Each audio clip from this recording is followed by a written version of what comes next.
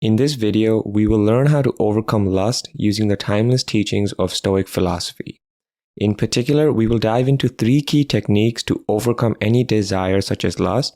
These techniques were used by ancient Stoic philosophers themselves, and we will be wise to heed the words of these philosophers, as they were well known for exercising self-discipline and moderation when faced with desires such as lust.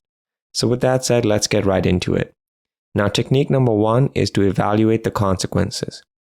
Now, the Stoics constantly would envision the consequences of acting on any desire and determine if it would serve them in the long run.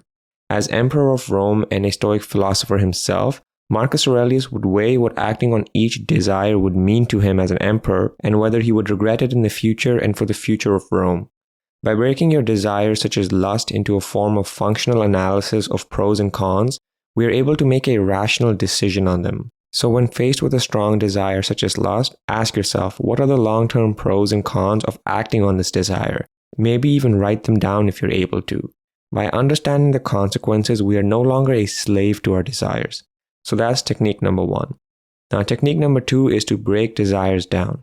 Marcus Aurelius provides us with the technique to break down our desires into elements that compose them, and by doing so, change our perspective on the desire and see it for what it truly is. For example, he would tell himself the following: the finest wine was merely just fermented grape juice, or that a fancy and highly craved Roman robe was just purple dye and wool from a sheep, and that roasted meat or ancient delicacies were just the carcasses of dead animals on a plate. Now, on that note, he would take it further and when talking about lust, tell us the following: to break lust or physical intimacy down into nothing more than just rubbing skin together. His idea when he says this was not to come off as prude, but rather to think of lust as a desire that can take over our emotions and to accordingly eliminate it when you have to. So that's technique number 2, to break desires down. Let's move over to our last technique. Now, technique number 3 is to have a role model.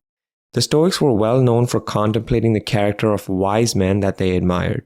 The contemplation would involve the Stoics asking themselves how Socrates or Zeno, the founder of Stoicism, would have responded when overcome with lust or any desire.